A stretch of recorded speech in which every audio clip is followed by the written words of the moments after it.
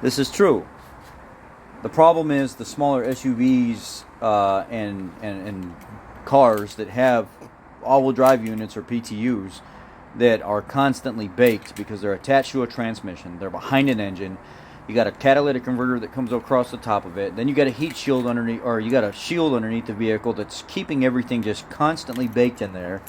And then Ford decided, okay, maybe we should put some lower covers on the vehicle that have a routing to scoop air up from the ground and blow it up at the catalytic converter assembly / PTU area and stuff like that. And then you're thinking to yourself, well, that don't do no fucking good, because when the customers go into the dealerships or the independent shops, the lube techs are leaving the damn the air routing tube off the vehicle all the time, and eventually they just throw it in the trash, and the customers don't even know that they lost it.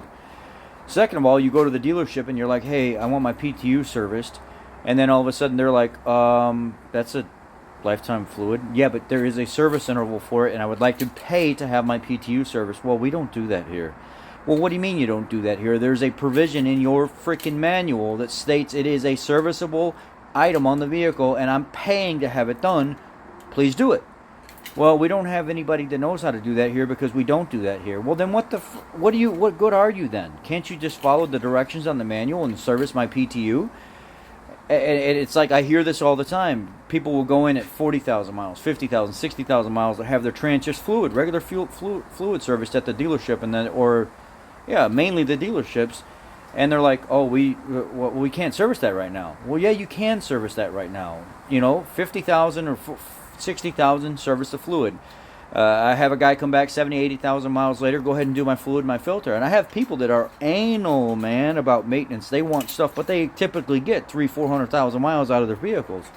And I don't know how many times a month on the YouTube channel, I don't get people that come back to me and say, well, the dealer said that they're not going to service it because it's only got 30,000 miles on it, or 50,000 miles on it, or 60,000 miles on it, or you can't service the transmission fluid and filter and stuff on the F-150. The fuck you can't, man. Yes, you can. It's a couple hour process, couple and a half hour process. People just don't want to do it.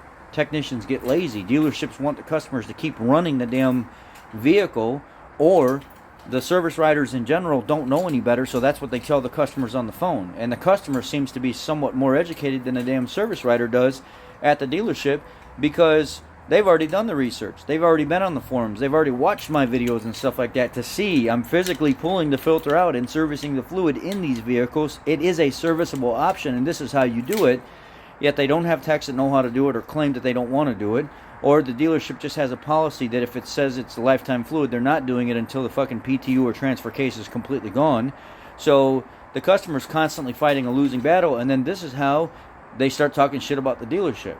Then they're like, well, I'm not going back to a damn dealership anymore because I go there for service. I try to do the right thing, and then they won't service the damn vehicle, or they don't have anybody to service it. So I just go to an independent shop, and I get my shit serviced. I've got tons of customers that don't even go to the dealership since I left the dealership. Now they won't even go back to a dealership. They just come to me because they love the service that I gave them, but they hated the service that other dealerships in the area have, or the way that they've treated them or given them in the past. So now they just come see me at my shop that I run now. I'm the boss. I'm the owner. So I know what it's like. Not all dealerships are operated the same, and not all dealerships will service a customer's vehicle based on request and them paying for it. And I don't know why. And I think some of it's lack of training on the service writer's part to not realize that it is a serviceable item, or the fact that they just don't have anybody trained to do it, or they don't want to do it. Whatever it is, it's the facts. And this is being told to me all the freaking time, man. Customers trying to do the right thing to go get the vehicle serviced, and the dealer's like, oh, we're not servicing that at 60,000 miles. That's a lifetime fluid, or that's 150,000 mile fluid. No, I told you I want it serviced. I'm paying for it to be serviced, so service my vehicle. Why would you say no to that? I'm giving you money to provide this service so I make sure my vehicle doesn't break in the future. And then the customers get that sentiment and mindset, oh, well, they're just trying to force me to break my vehicle because they don't want to service my vehicle. Anyway,